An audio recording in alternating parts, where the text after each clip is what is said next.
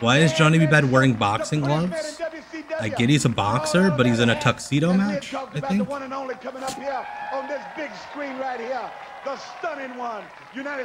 Blade Smash, I do not know how hard it is to not buy Hot Pockets, because Hot Pockets are garbage. Sorry. I mean, Austin's already wearing the tuxedo. Brian, those are his formal boxing gloves. You know, Johnny, I heard that tuxedo match. If that's what it is, boxer, we don't knock him out. Tuxedo match. Also, I feel like it would be hard to get a boxing match sanctioned in an hour's notice. But it's Florida, who knows? Yeah, Austin was great from this day go. I agree with you, Kevin. Like, you go back and watch the Texas stuff with like him and Chris Adams. And he's like better than everyone down there already. Is Austin? He probably is taped in the ring, knowing how these. This week's dream match. Again, dream matches were really different when we were kids, folks.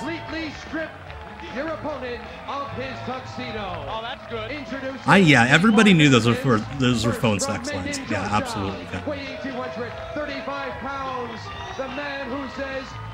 Okay, so let us get this straight. Because they were at Disney World, they could not call a Texas death match a Texas death match. But they could do a match where two men would strip each other almost nude, and the ring announcer, look at this is great. If she's not a plant, she is the best wrestling fan of all time. That's not nice, Johnny. But no, like, you're just allowed, like, Gary Michael Cabana could just get on a microphone on a PA system. The following match, somebody's gonna get stripped naked. They're gonna get stripped down to their dick and balls. That's ridiculous. And Brian, you know what? I'm with you. I'm with you. This was a dream match. We should have more tuxedo matches. Like, imagine like a Will Ospreay tuxedo match. Like, I just think Cody should do it for like the giggles 1 week. Like, Will Ospreay and Roderick Strong and Double or Nothing should be a tuxedo match. And that's a good point, Brian. It really isn't embarrassing. These buggers both wrestled in trunks, which is almost maybe less than underwear, really, especially if you wear boxers. What was going on around this time? Ric Flair and Ricky Steamboat were kind of doing a little thing for the world title. We were in the midst of a Rick Rude babyface turn that never happened. Brian, if you and me just like got up there, bow tie off. You weren't wearing a bow tie, but you would have put one on you just to take off. And you would have had wrestling boots on for some reason. And Stunny Steve wanted this tuxedo match, and well, like, rip them off time, Brain. Like, this just looks like the ring announcers got mad at each other. Like they're just tuning in. I guess it does. We got a shred of clothing already. Listen, Brian, I'm gonna talk to Marla. You two are gonna have a vow renewal Sunday. I'm gonna talk her in. When you do, when you least expect it, Kevin and I are going to come around the corner. We're going to have a referee. Ding, ding. Tuxedo death match. He's got his pocket. It's 1-1 in this tuxedo match. You see, Bridgicus, yes, this is so fucking stupid, but it's so fucking stupid in a wrestling way. And fucking stupidity is great in wrestling. Hey, basketball adult. My mom would have loved a Canadian tuxedo match. My mom wears many a Canadian tuxedo.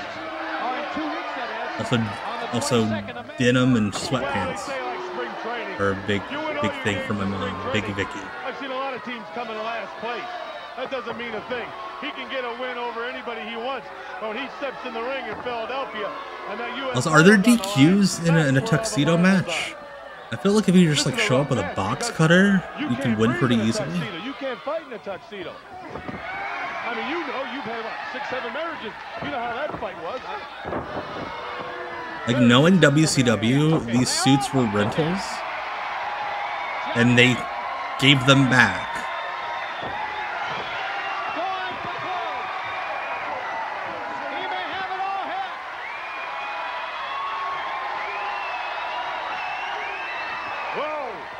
Like I said, I feel like we need a Will Ospreay tuxedo match, or like, you know who I think would actually have a really good tuxedo match? I think Bryan Danielson. This is a genuine thought. Bryan Danielson would have a great tuxedo match. He would put so much thought into it.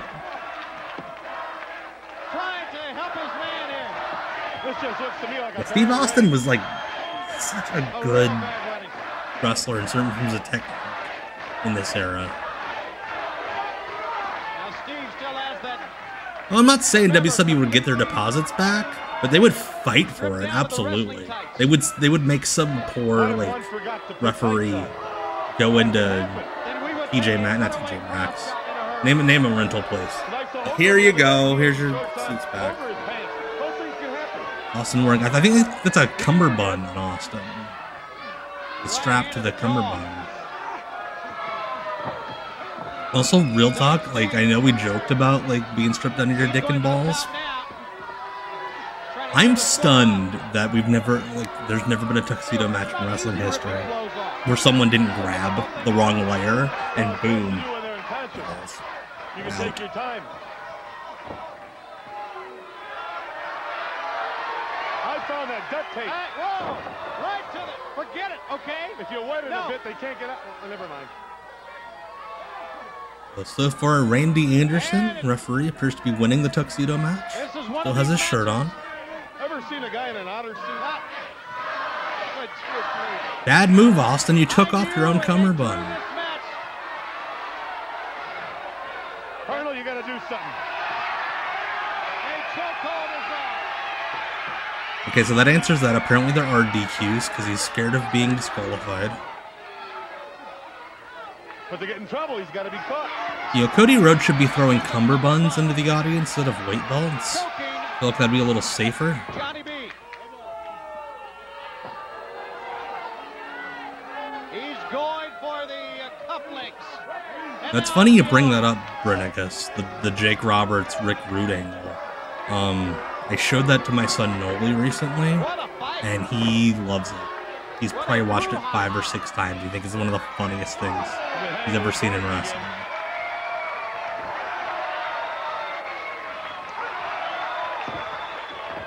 A poke to the eyes. I'm gonna say it. I think Johnny B. Bad could have rocked a long skirt with the way those pants are ripped. Yeah. So you guys are listing like balls falling out during regular matches, which like, of course it's gonna happen. They're wearing tights, and like Naked Minion, like Brian said, is naked. I'm just meaning like in a tuxedo match, like, oops, I accidentally grabbed your underwear, ripped it off. I win, but also your dick looks weird. These two now, 2 weeks in Philadelphia, battling for the U.S. title. Be no ripping the clothes off there. At least we don't think so. At least we don't think so. Maybe there'll be clothes ripping off. Tony, you saucy minx. Knowing how to sell pay-per-view, guys.